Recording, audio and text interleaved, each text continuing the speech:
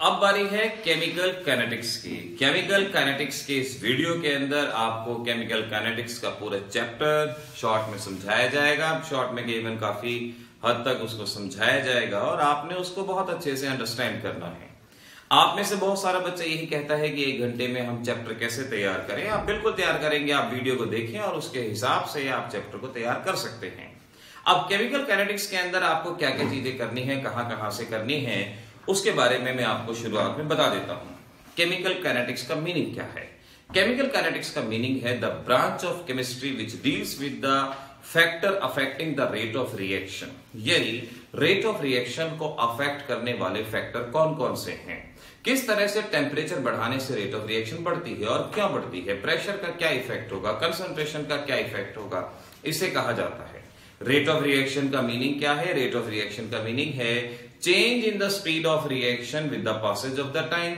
यानी कितना प्रोडक्ट बनता है गिवन टाइम में, कितना रिएक्टेंट कंज्यूम होता है गिवन टाइम में, एटसेट्रा, इसे रेट ऑफ रिएक्शन कहा जाता है। अब इस चैप्टर को पढ़ते वक्त, इस वीडियो को देखते वक्त आपने इतने सारे पोर्शन को बहुत ढंग से तैयार करना है। कई बार आप चीजें पढ़ तो लेते हैं, समझ भी लेते हैं, लेकिन क्वेश्चन जैसे आना होता है वैसे आप नहीं जानते। जैसे क्रिकेट में है, सभी जानते हैं बैट है, बॉल है, लेकिन बॉल किस तरह से स्विंग होके आएगी, बैट किस तरह से उसको शॉट लगाएगा, ये हर बॉल पे डिफरेंट होता है, अलग होता है। उसी तरह से कंटेंट आपके पास है, आपने पढ़ लिया, लेकिन अगर किस तरह से क्वेश्चन पूछे जाएंगे, किस तरह से बॉल फेंकी जाएगी, अगर आपने उसको नहीं समझा तो शॉट नहीं लगा पाएंगे, बाउंड्री नहीं लगा पाएंगे। और हमारी कोशिश होनी चाहिए बाउंड्रीज पे बाउंड्रीज, दे अनदर बाउंड्रीज, ध्यान रखें। नाउ सबसे पहले आपको यहां जान लेना है राइट द डिफरेंसेस। इस चैप्टर में 3 डिफरेंसेस आपको करने हैं।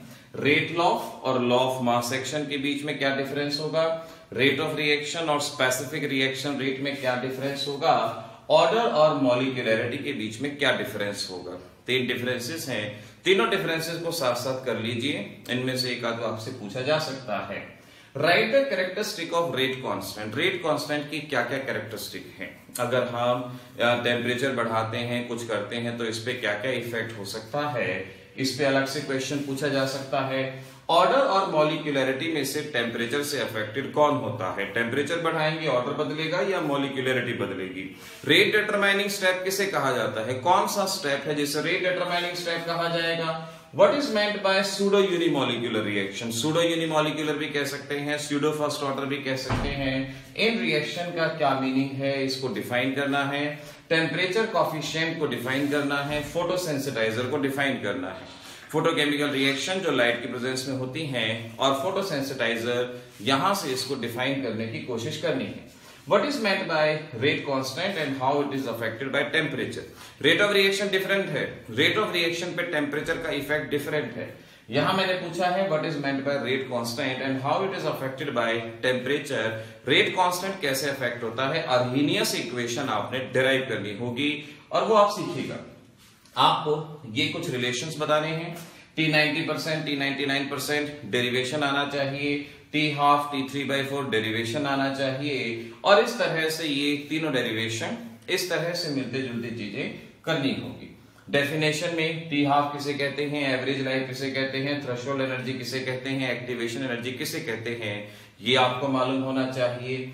Now how catalyst affect the rate of reaction. Catalyst का ये क्वेश्चन D&F ब्लॉक में भी है, सरफेस केमिस्ट्री में भी है, यहां भी है, बायोमोलिक्यूल्स में भी है, और कहीं ना कहीं से आने की उम्मीद बनती है। तो इसको इसी तरह से तैयार करना है कि कैटालिस्ट रेट ऑफ रिएक्शन को कैसे इफेक्ट करता है, by providing alternate path of low activation energy, या कुछ और भी जो भी आपको लगे आप फाइंड आउट करने की कोशिश करेंगे। Why higher order reaction and higher molecular reactions are not possible. Order of reaction, molecular of reaction 3 और 4 ही रहता है, उससे ज्यादा नहीं रहता। अब यही पूछा गया कि हायर मॉलिक्यूलर रिएक्शंस पॉसिबल नहीं है, क्यों नहीं है, क्या कारण है, वो आपने बताना है। What is the importance of energy barrier. Energy barrier हम किसे कहते हैं, थ्रेशोल्ड एनर्जी को, और उसकी इंपॉर्टेंस पूछी गई है कि अगर एनर्जी बैरियर ना होता तो क्या होता, क्या सभी रिएक्शन स्पॉन्टेनियस होती, एक्सप्लोसिव होती, क्या होती, ये आपको यहां बताना है। न्यूमेरिकल्स, इस चैप्टर में से न्यूमेरिकल डेफिनेटली आएगा। T12 और की टी हाफ और के इंटीग्रेटेड फर्स्ट ऑर्डर आपका रेट लॉ एक्सप्रेशन है, के और टी हाफ के बीच में जो भी रिलेशन है उसके बेसिस पे न्यूमेरिकल, रेट लॉ के बेसिस पे न्यूमेरिकल, इनके बेसिस पे जनरली एनसीईआरटी न्यूमेरिकल आप अच्छे से तैयार कर लीजिए, बहुत रहेगा। अर्नेस्ट इक्वेशन के बेसिस पे न्यूमेरिकल, और ये भी एनसीईआरटी में से ही पास में पूछे गए हैं।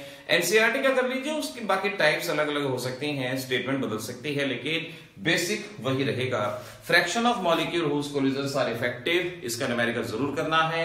पिछले पास 2-3 सालों में ये रिपीट होता आ रहा है, fraction of molecule whose collisions are effective. और पहले आपने एनसीईआरटी के न्यूमेरिकल, फिर प्रीवियस ईयर के न्यूमेरिकल। एनसीईआरटी के न्यूमेरिकल आने के चांसेस सबसे ज्यादा रहते हैं, लेकिन प्रीवियस ईयर भी आप जरूर यहां से रिवाइज करेंगे। तो इस तरह से इतना पोर्शन आपको यहां पर आना चाहिए। बाकी इंपॉर्टेंट क्वेश्चंस आपको आगे भी बताएंगे, लेकिन अभी फिलहाल इस वीडियो को देखते हुए इतना आपने बहुत अच्छे से करना है। तो कॉपी पेन उठा के तैयार हो जाइए और सॉल्व कीजिए इन क्वेश्चंस को, समझिए कंसेप्ट को।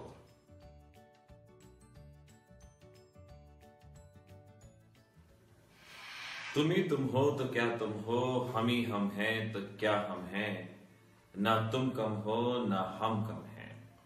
देखिए, एक बहुत पुरानी मशहूर फिल्म का ये डायलॉग रहा है, और यहां पर मैं आपसे यही कहना चाहता हूं कि ना मैं आपको अकेला छोड़ूंगा और ना ही आप अकेले रहेंगे, और मिलजुल के ही इस केमिस्ट्री के समुद्र को हम पार करेंगे। बहुत अच्छे से यहाँ पर हम इसके पार लगेंगे।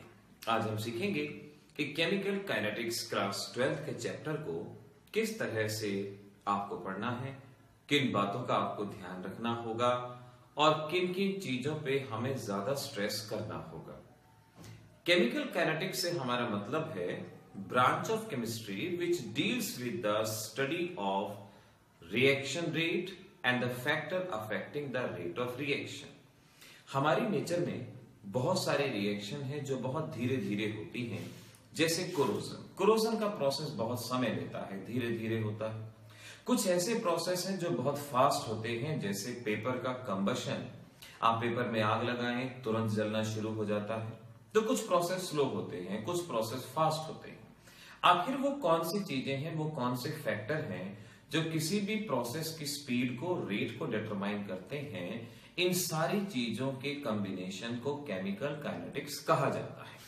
केमिकल काइनेटिक्स में सबसे पहली डेफिनेशन जो आपको आनी चाहिए वो है rate of reaction. Rate of reaction, पहले इस बेसिक बात को समझते हैं। इसका मीनिंग है change in concentration of reactant और प्रोडक्ट पर यूनिट टाइम। यानी किसी टाइम इंटरवल पे कितना रिएक्टेंट डिक्रीज होता है या कितना प्रोडक्ट बनता है। जैसे हमारे पास रिएक्शन है A gives you B, तो जैसे जैसे रिएक्शन होगी A का अमाउंट डिक्रीज होगा और B का अमाउंट इंक्रीज होगा। So change in concentration per unit time. यानी मैं ऐसे कह सकता हूं कि रेट ऑफ रिएक्शन होगा डेल्टा E। डेल्टा E का मतलब हुआ चेंज इन कंसंट्रेशन। सपोज आपने 10 मोलर लिया था, लेकिन 2 मिनट्स के बाद 8 मोलर बचा, तो चेंज कितना हुआ? 10 - 8, 2 मोलर। तो change in concentration of A divided by change in time, और B के विद रेस्पेक्ट भी हम कह सकते हैं change in concentration of B divided by change in time. तो किसी भी रिएक्टेंट और प्रोडक्ट की कंसंट्रेशन में क्या चेंज है, क्या टाइम है, इसे हम रेट ऑफ रिएक्शन कहेंगे। जैसा कि हम जानते हैं कि रिएक्शन के दौरान रिएक्टेंट का अमाउंट डिक्रीज होता है, प्रोडक्ट का अमाउंट इंक्रीज होता है। तो एक्सप्रेशन में हम रिएक्टेंट के आगे नेगेटिव साइन लगाएंगे और प्रोडक्ट के आगे पॉजिटिव साइन कंसीडर करेंगे।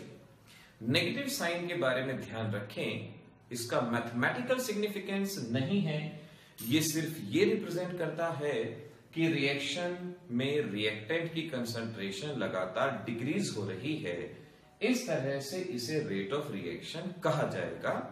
अगर आपके पास लिक्विड है, सॉल्यूशंस हैं, तो आप यहां पर मोलैरिटी लेंगे, और अगर ये आपकी गैसियस रिएक्शन है, अगर यहां पर गैसेस होंगी, तो रेट एक्सप्रेशन के दौरान आप change in partial pressure divided by change in time इसे कंसिडर करेंगे। तो सॉल्यूशन है तो ये एक्सप्रेशन, प्रेशर है तो ये एक्सप्रेशन, इस तरह से हम दोनों एक्सप्रेशन को याद रख सकते हैं। अगली चीज जो आपको याद करनी है वो है रेट लॉ। रेट लॉ, इसका मीनिंग जानने की कोशिश करें। पुराना लॉ हुआ करता था लॉ ऑफ मास एक्शन, और लॉ ऑफ मास एक्शन को ऑब्सोलीट कर दिया गया और फिर आया हमारे पास रेट लॉ। रेट लॉ ये कहता है किसी भी रिएक्टेंट की रेट रिएक्टेंट की कंसंट्रेशन पे डिपेंड करती है। अकॉर्डिंग टू दिस लॉ आप इसे ऐसे कह सकते हैं कि rate of reaction is directly proportional to concentration of reactant. Concentration of reactant present in slowest step raised to the power coefficient. कोई रिएक्शन अगर 2 स्टेप में हो रही है तो रेट ऑफ रिएक्शन उन रिएक्टेंट पे डिपेंड करेगी जो स्लोएस्ट स्टेप में प्रेजेंट है।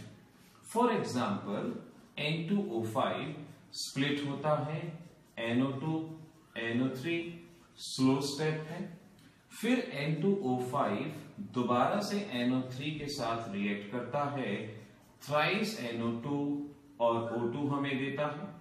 अगर मैं दोनों को ऐड करूं ये फास्ट स्टेप है, कैंसल आउट हुआ, ये हमारी ओवरऑल रिएक्शन यहां पे बनेगी। अब अगर मुझे रेट लॉ के हिसाब से, रेट लॉ के अकॉर्डिंगली एक्सप्रेशन लिखना हो, सो रेट स्लोएस्ट स्टेप पे डिपेंड करती है। आपको याद रखना है कि slowest step is the rate determining step. किसी भी रिएक्शन की रेट को हमेशा स्लोएस्ट स्टेप ही डिटरमाइन करता है, ये आपने याद रखना है। तो एक्सप्रेशन देखिए क्या बनेगा। एक्सप्रेशन बनेगा rate directly proportional to concentration of reactant in slowest step. Slowest step में है हमारे पास N2O5 and raise to the power coefficient 1। इस तरह से रेट का एक्सप्रेशन यहां पे लिखा जाएगा और हम इस एक्सप्रेशन को कह सकते हैं। तो इस तरीके से सिंपल रेट एक्सप्रेशन लिखना है, रेट लॉ के अकॉर्डिंगली लिखना है। अब ध्यान रखें, अगर रिएक्शन एक ही स्टेप में हो रही है तो आप ये एक्सप्रेशन डायरेक्टली लिख सकते हैं। फॉर एग्जाम्पल आपकी रिएक्शन है H2 plus I2 gives you twice HI। Suppose मान लेते हैं एक ही स्टेप में हो रही है तो एक्सप्रेशन क्या लिखा जाएगा, rate directly proportional concentration of reactant raise to the power coefficient. यहां जो भी कोफिशिएंट है so raise to the power coefficient, इसे हम रेट एक्सप्रेशन कहेंगे और ये हमारा रेट एक्सप्रेशन कहलाया जाएगा। ध्यान रखना है ना। इसी में फर्दर प्रोपोर्शनैलिटी का साइन हटाने के लिए हम यहां कांस्टेंट लगाएंगे K, कंसंट्रेशन, पावर F। इस K के कई नाम हैं, इसे हम रेट कांस्टेंट के नाम से जानते हैं generally. Rate constant, velocity constant, इसे स्पेसिफिक रिएक्शन रेट और काइनेटिक कांस्टेंट के नाम से भी जाना जाता है। ध्यान रखें, फेमस नेम है रेट कांस्टेंट और स्पेसिफिक रिएक्शन रेट, दो नाम से पहचानेंगे। अगर मैं कहूं कंसंट्रेशन 1 मोलर है तो एक्सप्रेशन बनेगा rate is equal to K, ये एक्सप्रेशन बनेगा। अब मुझे अगर K को डिफाइन करना है तो K को मैं कैसे डिफाइन करूंगा। It may be defined as rate of the reaction when concentration of reactant is 1 molar. जब रिएक्टेंट की कंसंट्रेशन 1 मोलर है उस वक्त रेट ऑफ रिएक्शन को स्पेसिफिक रिएक्शन रेट या रेट कांस्टेंट के नाम से पहचाना जाएगा। तो इस तरीके से आपको rate of reaction, rate law, rate constant यहां से याद रखने।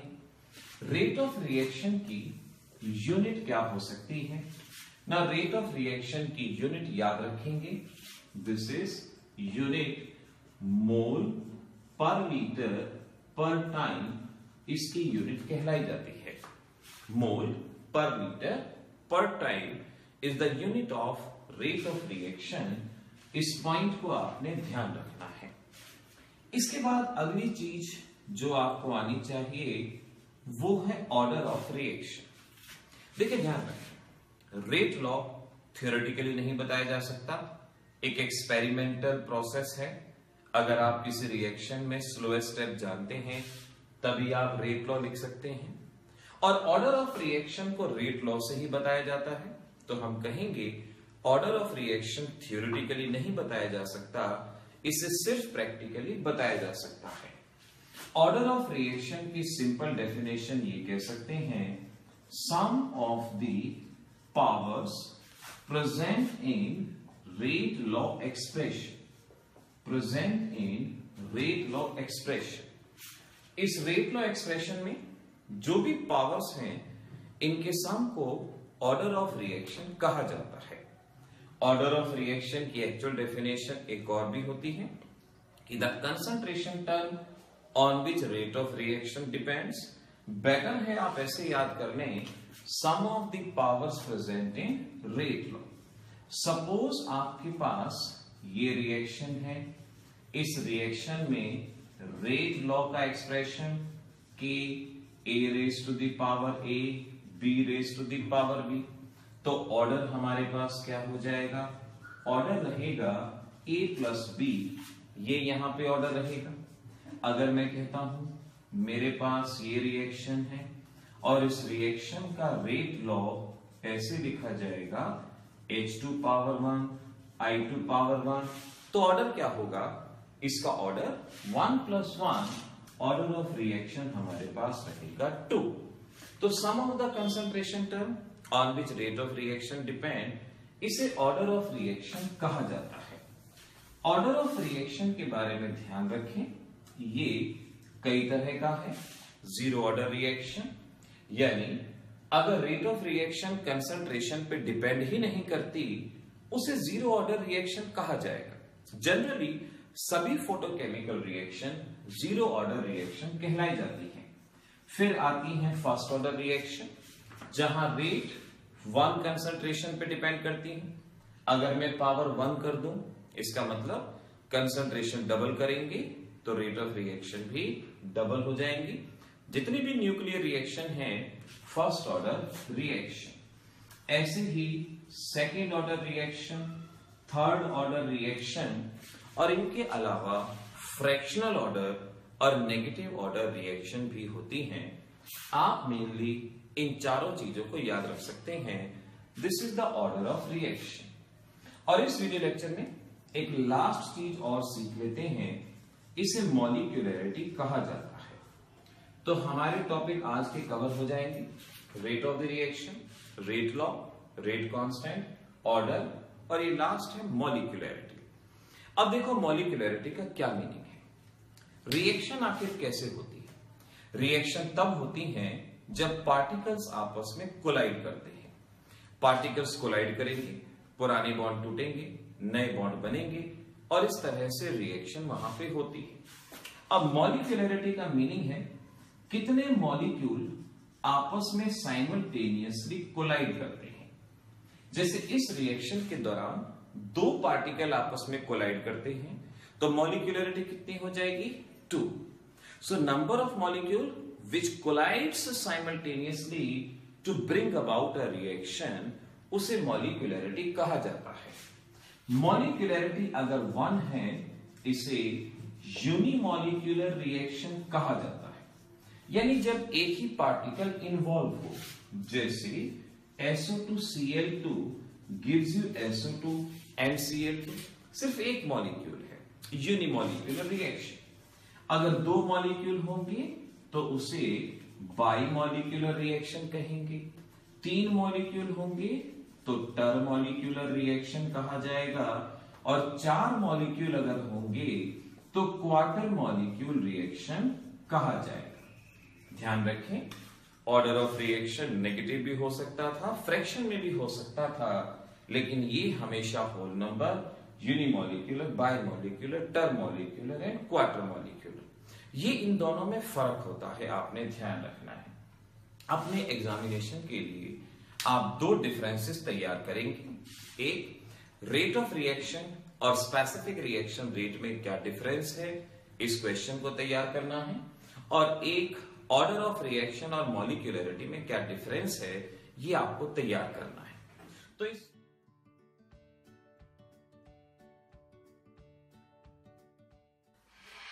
केमिकल काइनेटिक्स के फर्स्ट लेक्चर में आपको सिखाया गया कि rate of reaction, rate law, rate constant, order of reaction और मॉलिक्यूलरिटी का मीनिंग क्या होगा। आइए अब जानते हैं इंटीग्रेटेड रेट लॉ एक्सप्रेशन किस तरह से एक्सपेरिमेंटली हम ऑर्डर ऑफ रिएक्शन वगैरह और डिफरेंट टाइप की कैलकुलेशंस को सॉल्व करते हैं। नाउ लेट्स अंडरस्टैंड, हमारे पास रिएक्शन है A gives you B, ये एक फर्स्ट ऑर्डर रिएक्शन है। फर्स्ट ऑर्डर रिएक्शन के लिए रेट ऑफ रिएक्शन हम लिख सकते हैं minus delta A by delta T, ऐसे लिखा जा सकता है, या इसी को हम dA बाई dt ऐसे भी लिख सकते हैं, जैसा कि आपने पिछले लेक्चर में सीखा है। और अगर हम इसे रेट लॉ के अकॉर्डिंगली लिखते हैं तो रेट लॉ के अकॉर्डिंगली लिखा जाएगा रेट के a raise to the power 1। ये रेट एक्सप्रेशन और ये रेट लॉ एक्सप्रेशन, इस तरह से हम रेट लिख सकते हैं। दोनों ही टर्म रेट के बराबर हैं, दोनों को इक्वेट करें तो बनेगा minus D A by D T is equal to K A. इस तरह से कंसंट्रेशन को इधर ही ले आए हम, तो हमारा एक्सप्रेशन इस तरह से बन सकता है, ऐसे इसको लिखा जा सकता है, माइनस का साइन इधर जा सकता है, और ये expression D A upon A minus के डी टी, इस ए को भी हम इस तरह से लिख सकते हैं। नाउ ऑन इंटीग्रेशन, अब आपको इसका इंटीग्रेशन करना है। अब इंटीग्रेशन आप जानते हैं इतनी टर्म का किया जाएगा, लिमिट लगा दी जाए, टाइम अगर 0 है कंसंट्रेशन ए नॉट, टाइम अगर t है कंसंट्रेशन a, इस तरह से हमने इसका इंटीग्रेशन किया। और जब इसका इंटीग्रेशन कर दिया जाएगा तो ये कुछ ऐसे रहेगा, a naught a minus K t 0 to t, और final minus initial ln a minus ln a naught is equal to minus K T. इस तरह से एक्सप्रेशन को लिखा जा सकता है। साइन चेंज करके हम इसी एक्सप्रेशन को ऐसे लिख सकते हैं K T is equal to ln a minus ln a। इस तरह से ये लिखा जा सकता है। साइन चेंज किया, नेगेटिव इधर आ गया, नेगेटिव पॉजिटिव वगैरह, यही एक्सप्रेशन इस तरह से लिखा जा सकता है। क्योंकि ये लॉग में है, natural log, so I can write ln a not by a, ये एक्सप्रेशन। अब इस एक्सप्रेशन को हमें यहां पर नंबर दे देना है, और ये आपको एक्सप्रेशन याद रखना होगा, ln की फॉर्म में ये एक्सप्रेशन याद रखेंगे। ln हटाने के लिए मैथमेटिक्स में आपने पढ़ा होगा 2.303 लॉग का यूज किया जाता है। इस तरह से ये नेक्स्ट एक्सप्रेशन हमारे पास फॉर्म हुआ। सिमिलरली अगर हम लिखें t is equal to 2.303 by K log a not by a, ये एक्सप्रेशन हमें यहां पर याद रखने की जरूरत है। हम ध्यान रखेंगे a नॉट है इनिशियल कंसंट्रेशन और a है कंसंट्रेशन लेफ्ट। a नॉट है हमारा इनिशियल कंसंट्रेशन और a है हमारे पास कंसंट्रेशन लेफ्ट। इस तरह से हम अपने इस एक्सप्रेशन को समझ पाएंगे। सो time taken for first order reaction इस तरह से फाइंड आउट किया जा सकता है। आप इनिशियल कंसंट्रेशन जानते हैं, आप कंसंट्रेशन लेफ्ट जानते हैं, आप बड़ी आसानी से अपने न्यूमेरिकल्स को सॉल्व कर पाएंगे। Further, life time of the reaction. Life time का मीनिंग क्या होगा? वो टाइम पीरियड जब कोई भी रिएक्शन कंप्लीट होती है, और ध्यान रखेंगे आप, फर्स्ट ऑर्डर रिएक्शन का लाइफ टाइम इनफाइनाइट होता है, यानी फर्स्ट ऑर्डर रिएक्शन कभी भी कंप्लीट नहीं होती। अगर मैं आपसे पूछूं कि रेडियो एक्टिव रिएक्शन क्या कंप्लीट होती हैं, तो आपको बताया गया था कि जितनी भी रेडियो एक्टिव रिएक्शन है सभी फर्स्ट ऑर्डर रिएक्शन है, और फर्स्ट ऑर्डर रिएक्शन कभी भी कंप्लीट नहीं होती। सो रेडियो एक्टिव रिएक्शन कभी भी कंप्लीट नहीं होती, ये भी ध्यान रखेंगे। एक और टर्म यहां से सीखेंगे, हाफ लाइफ पीरियड या हाफ लाइफ किसे कहा जाता है? हाफ लाइफ का मतलब हमें मालूम रहे, वो टाइम जब हाफ रिएक्शन हो जाए, वो टाइम जब हाफ रिएक्टेंट कंज्यूम हो जाए, या वो टाइम जब हाफ प्रोडक्ट बन जाए, उसे हाफ लाइफ पीरियड कहा जाएगा। यानी अगर हमारे पास A0 इनिशियल कंसंट्रेशन है, तो कंसंट्रेशन लेफ्ट कितना रहेगा? इनिशियल का हाफ। जब इनिशियल हाफ में रह जाए उसे हाफ लाइफ पीरियड कहते हैं।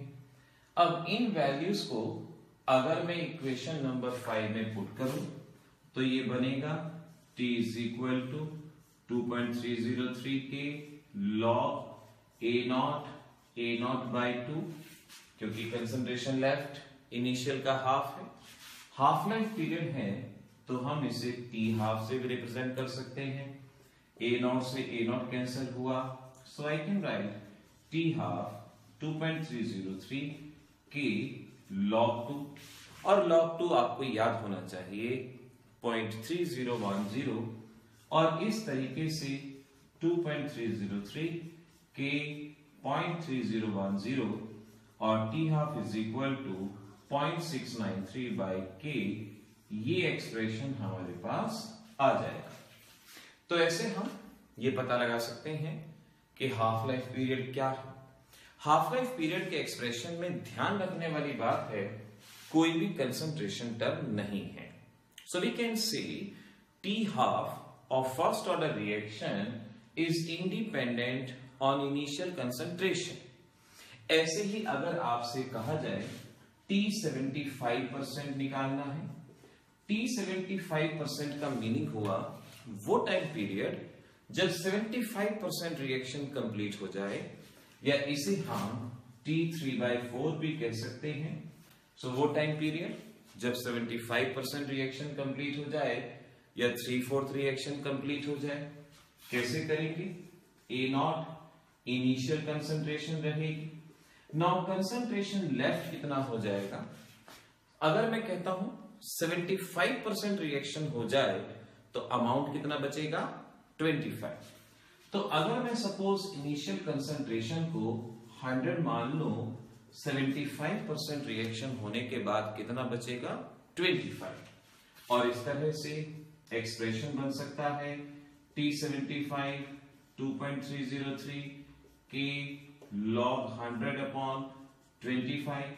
फर्दर सॉल्व कर दें 2.303 के log 4, और log 4 की वैल्यू हम जानते हैं, हमें याद होनी चाहिए 0.6020, और इस तरीके से T half T75% find out किया जा सकता है। अगर आपको T 90% कहना हो तो जब 90% रिएक्शन कंप्लीट हो जाए लेफ्ट कितना होगा? 10। सो 100 और 10 इस वैल्यू को लेके सॉल्व किया जा सकता है।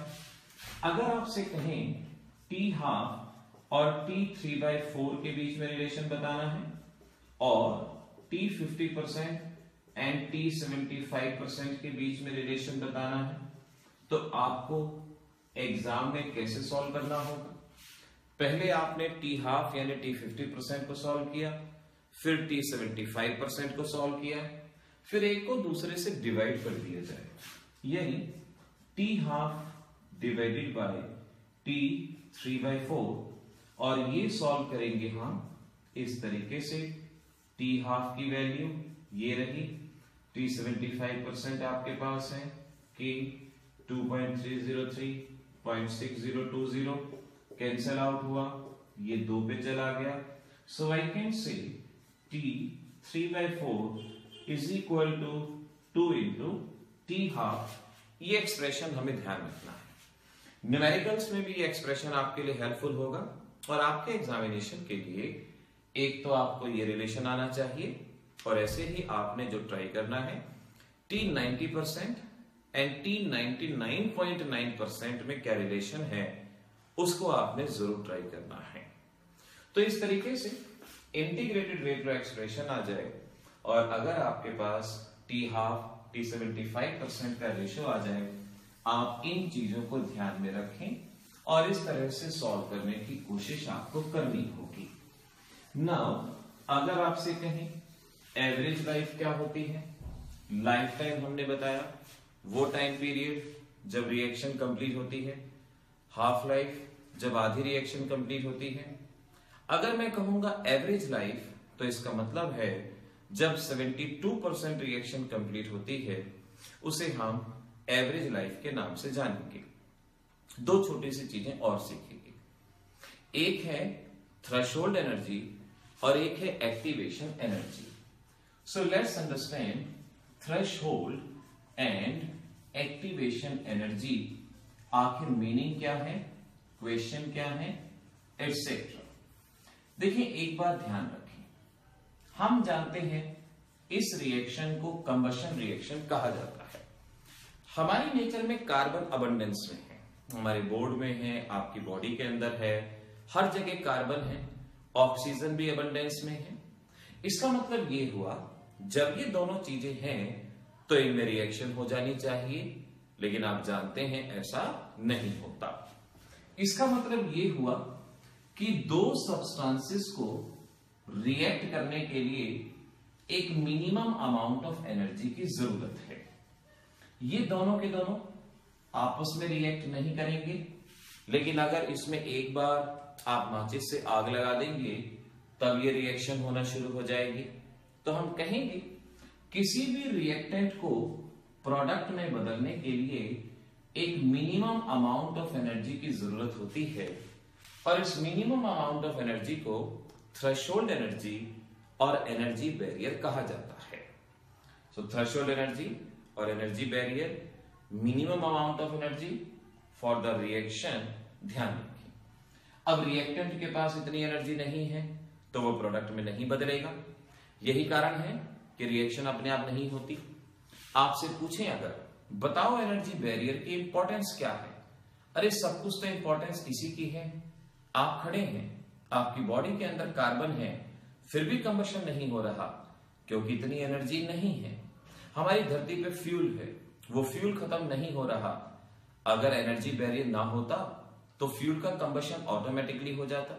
तो इसी एनर्जी बैरियर की वजह से फ्यूल का कंबशन नहीं होता। अगर एनर्जी बैरियर ना होता तो सभी मेटल का कोरोजन हो जाता, वो कोरोजन नहीं होता क्योंकि एनर्जी बैरियर वहां पे प्रेजेंट है। तो एनर्जी बैरियर की इंपॉर्टेंस पे अगर क्वेश्चन कहें तो आप इसी तरह से एक्सप्लेन करेंगे। अब इसके पास एनर्जी नहीं है, आपको बाहर से एनर्जी सप्लाई करनी पड़ेगी और बाहर से सप्लाई की गई इस एनर्जी को एक्टिवेशन एनर्जी कहा जाता है। तो एक्टिवेशन एनर्जी का मीनिंग हुआ extra amount of energy given to the reactant so that they can be converted into product, ताकि रिएक्टेंट प्रोडक्ट में बदल सके। इस एक्स्ट्रा अमाउंट ऑफ एनर्जी को एक्टिवेशन एनर्जी कहा जाता है। इसका मतलब ये हुआ जितनी एक्टिवेशन एनर्जी ज्यादा चाहिए होगी उतनी रेट ऑफ रिएक्शन कम होगी और जितनी एक्टिवेशन एनर्जी कम चाहिए होगी रिएक्शन तुरंत हो जाएगी। तो अगर मैं आपसे पूछता हूं कि एक रिएक्शन फास्ट है, आखिर ऐसा क्यों है, तो आप कह सकते हैं क्योंकि एक्टिवेशन एनर्जी रिक्वायरमेंट कम है, जल्दी उसको एनर्जी मिल जाती है, फटाफट वो प्रोडक्ट बनाता है। अगर मैं कहता हूं कि भाई एक रिएक्शन बहुत स्लो है, आखिर क्यों है, तो जवाब क्या रहेगा, क्योंकि वहां पर एक्टिवेशन एनर्जी रिक्वायरमेंट ज्यादा है इसीलिए वो रिएक्शन स्लो है। तो इस तरीके से एक्टिवेशन एनर्जी और थ्रेशोल्ड एनर्जी का कंसेप्ट आपको क्लियर होना चाहिए। ये ही एनर्जी हैं जो रिएक्शन को कंट्रोल करती हैं, रिएक्शन की स्पीड को अफेक्ट करती हैं उसकी डायरेक्शन को, उसकी वेलोसिटी को अफेक्ट करती हैं। इतनी सी बात आपको यहां पर ध्यान रखनी होगी। अगर मैं कहूं कि सब्सटेंस आपस में रिएक्ट कैसे करते हैं, तो वो आपको बताया था हमने। जब दो मॉलिक्यूल आपस में टकराते हैं तो इनके कोलिजन होते हैं, पुराने बॉन्ड टूटते हैं, नए बॉन्ड बनते हैं, और इस वजह से ये मॉलिक्यूल आपस में रिएक्ट करते हैं और ये प्रोडक्ट बनाते हैं। ये कोलिजन थ्योरी का हमारा एक पॉइंट है। नंबर ऑफ कोलिजन जो per unit volume per unit time होते हैं, इसे कोलिजन फ्रीक्वेंसी कहा जाता है। और जिन कोलिजन की वजह से रिएक्शन होती है उन्हें इफेक्टिव कोलिजन कहा जाता है। तो इफेक्टिव कोलिजन का मीनिंग क्या हुआ? वो कोलिजन्स जिनकी वजह से रिएक्शन होती है। अब रिएक्शन किन की वजह से होगी? ऐसे कोलिजन जिनके पास एक्टिवेशन एनर्जी के बराबर एनर्जी होगी वही प्रोडक्ट में बदल पाएंगे। तो इफेक्टिव कोलिजन की कंडीशन क्या होगी कि कोलाइडिंग मॉलिक्यूल के पास एक्टिवेशन एनर्जी के बराबर एनर्जी होनी चाहिए और उनका ओरिएंटेशन प्रॉपर होना चाहिए।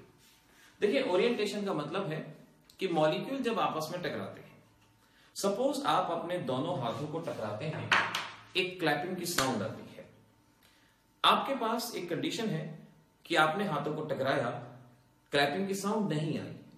क्लैपिंग की साउंड नहीं आई, इसका मतलब क्या हुआ? इसका मतलब ये हुआ मॉलिक्यूल कोलाइड तो हुए लेकिन उनके पास एक्टिवेशन एनर्जी नहीं थी। एक्टिवेशन एनर्जी नहीं थी, साउंड नहीं आई और इस वजह से रिएक्शन नहीं हुई।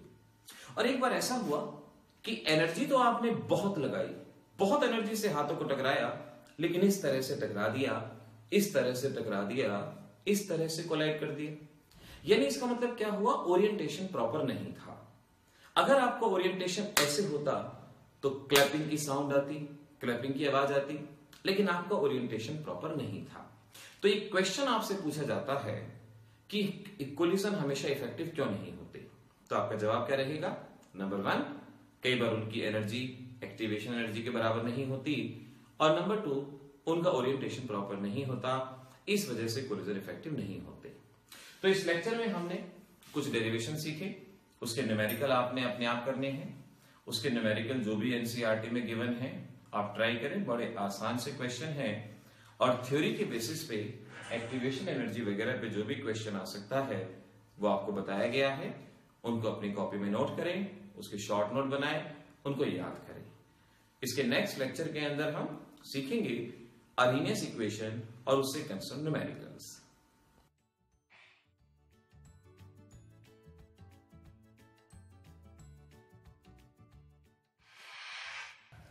अभी तक हमने ये सीखा कि थ्रेशोल्ड एनर्जी क्या है, एक्टिवेशन एनर्जी क्या है, और रिएक्शन होने के लिए किस तरह से कोलिजन्स की जरूरत होती है, और इफेक्टिव कोलिजन उन कोलिजन को कहा जाता है जो रिएक्शन के लिए रिस्पॉन्सिबल होते हैं।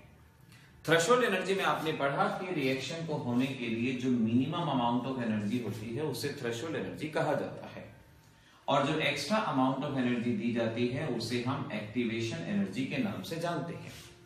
अब आपके बोर्ड एग्जाम का एक बहुत इंपॉर्टेंट क्वेश्चन है कि कैटालिस्ट रेट ऑफ रिएक्शन को किस तरह से अफेक्ट करता है। देखिए, जहां तक कैटालिस्ट की बात है, कैटालिस्ट नेगेटिव पॉजिटिव दोनों तरह के होते हैं। ये रेट ऑफ रिएक्शन को एनहांस भी करते हैं, डिक्रीज भी करते हैं, दोनों तरह से अफेक्ट करते हैं, और दोनों तरह के कैटालिस्ट की हमें जरूरत भी होती है। तो हम कहेंगे कैटालिस्ट वो सब्सटेंस है जो रेट ऑफ रिएक्शन को अफेक्ट करता है। हमारे एजिंग प्रोसेस को स्लो डाउन करने के लिए हमें नेगेटिव कैटालिस्ट की जरूरत है। फूड जल्दी से डिकम्पोज ना हो, खराब ना हो, उसके लिए हमें नेगेटिव कैटालिस्ट की जरूरत है ताकि वो रिएक्शन की रेट को स्लो डाउन कर सके। बहुत सारे प्रोसेस में रिएक्शन की स्पीड को बढ़ाना होता है, वहां पर हमें पॉजिटिव कैटालिस्ट की जरूरत होती है।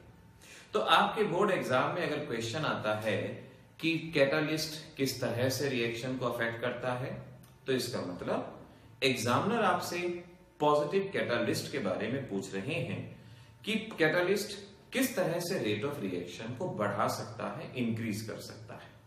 तो अगर ये क्वेश्चन एग्जाम में आता है तो इसका रटा रटाया सा जवाब है, catalyst provide alternate path with lower activation energy. Exam में यही लाइनें कॉपी पेस्ट करके आएंगे कि catalyst provide alternate path with lower activation energy. इसका मतलब ये हुआ कि कैटलिस्ट सपोज पहले इस रिएक्शन से, इस मैकेनिज्म से पार्टिसिपेट कर रहा था, लेकिन अब कैटलिस्ट कुछ और मैकेनिज्म फॉलो करता है, कुछ और रूट को फॉलो करता है, और एनर्जी बैरियर डिक्रीज हो जाने की वजह से एक्टिवेशन एनर्जी डिक्रीज हो जाती है और रेट ऑफ रिएक्शन बढ़ जाती है, रेट ऑफ रिएक्शन फास्ट हो जाती है। So catalyst provide alternate path with lower activation energy का मीनिंग क्लियर है कि अब कैटलिस्ट कुछ और मैकेनिज्म फॉलो करेगा जहां एक्टिवेशन एनर्जी कम चाहिए होगी, lower is the activation energy, faster is the rate of reaction, इतना आप ध्यान रखेंगे। तो इस तरह से ये थ्योरेटिकली बताए गए क्वेश्चंस ये आपको क्लियर होने चाहिए। तो अब आपने ध्यान रखना है रेट ऑफ रिएक्शन किन बातों पे डिपेंड करती है। एक, ये कोलिजन फ्रीक्वेंसी के ऊपर डिपेंड करती है, कितनी तेजी से मॉलिक्यूल आपस में कोलाइड करते हैं, और दूसरा fraction of molecule having effective collision, ये इस बात पर डिपेंड करती है कि कितने कोलिजन्स इफेक्टिव हैं और इनकी फ्रीक्वेंसी क्या है, ये इस पे डिपेंड करती है। और इसी को बताने के लिए अर्हीनियस ने एक इक्वेशन दी जिसे अर्हीनियस इक्वेशन कहा गया, k is equal to a e raised to the power minus ea upon RT। तो एग्जाम में पूछ सकते हैं अर्हीनियस इक्वेशन क्या है, सीधा सा ये बता सकते हैं आप। एग्जाम में अगर क्वेश्चन आता है कि what is the effect of temperature on rate constant, ध्यान से मैंने ये नहीं कहा कि रेट ऑफ रिएक्शन, मैंने कहा what is the effect of temperature on rate constant, तो आपको ये डेरिवेशन करना होगा। अब कैसे करेंगे देखेंगे आप।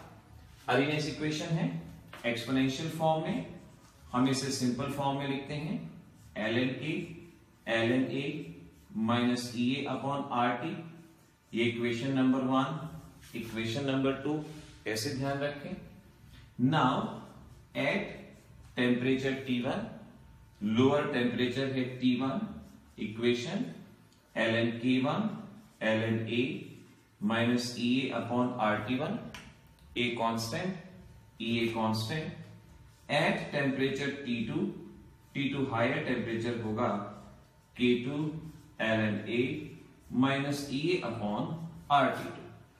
तो लो टेम्परेचर पे रेट कांस्टेंट, हाई टेम्परेचर पे rate constant, subtract K1 from K2, K2 में से K1 को सब्ट्रैक्ट कर दिया जाए और इस तरह से ये एक्सप्रेशन बनेगा RT2 और माइनस ln A और ea RT1।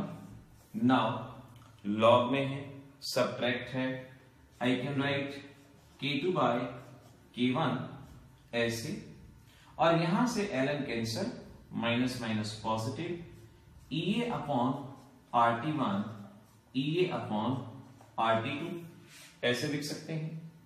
ea और r कॉमन लिया जा सकता है, so I can write now ln K2 by K1 ea by r 1 upon T1 minus 1 upon T2, और फिर ln हटाएंगे 2.303 log K2 by K1 ea upon r, LCM ले लिया जाएगा T2 into T1, T2 minus T1, और 2.303 इधर, so log K2 by K1 ea upon 2.303 r, T2 minus T1, T2 into T1।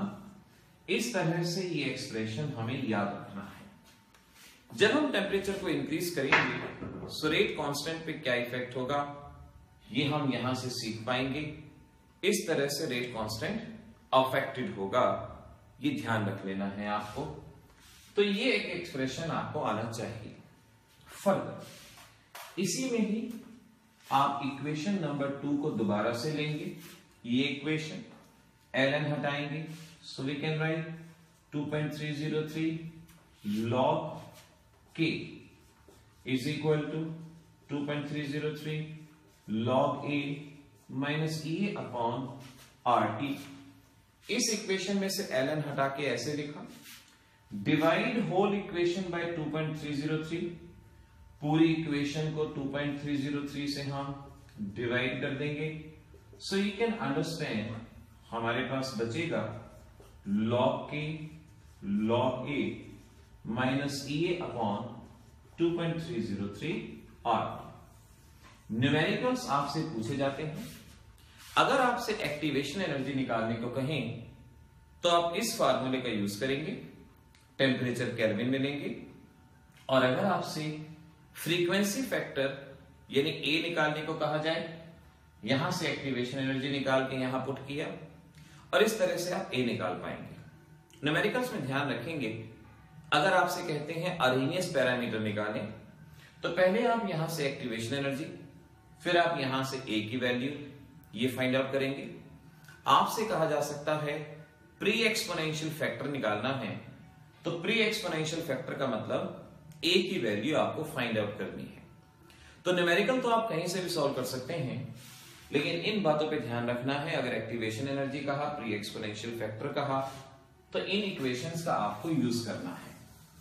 इसके साथ साथ एक और चीज हम यहां पर सीखें, आपको फ्रैक्शन ऑफ मॉलिक्यूल निकालने को कहा जाता है।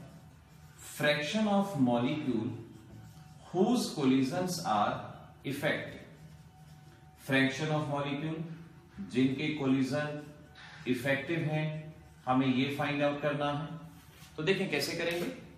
Fraction of molecule having effective collision इस टर्म के बराबर बताया था, तो मैं इसे यहां पर इस तरह से लिख देता हूं। नाउ एक्सपोनेंशियल फॉर्म में है, लेट मैं फ्रैक्शन को f से रिप्रेजेंट करता हूं। एक्सपोनेंशियल फॉर्म से हटाया minus EA upon RT, ln की जगह 2.303 log f minus EA upon RT, और 2.303 वहां चला गया, so minus EA upon 2.303 RT। अगर यहां का लॉग हटाना है तो दूसरी तरफ का anti log of minus EA upon 2.303 RT।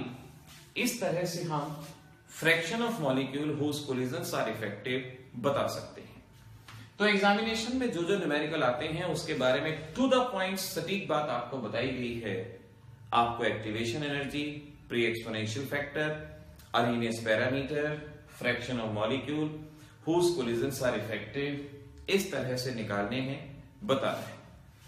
एक और फार्मूला ध्यान रखिएगा, अगर आपसे कहते हैं कि आपको कैटालिस्ट का इफेक्ट बताना है कि कितने गुना रेट ऑफ रिएक्शन इंक्रीज हुई, डिक्रीज हुई, तो आप उसको बहुत आसानी से बता सकते हैं, क्योंकि कैटालिस्ट अगर रेट ऑफ रिएक्शन को इंक्रीज करता है तो इसका मतलब वहां फ्रैक्शन ऑफ मॉलिक्यूल बढ़ेंगी।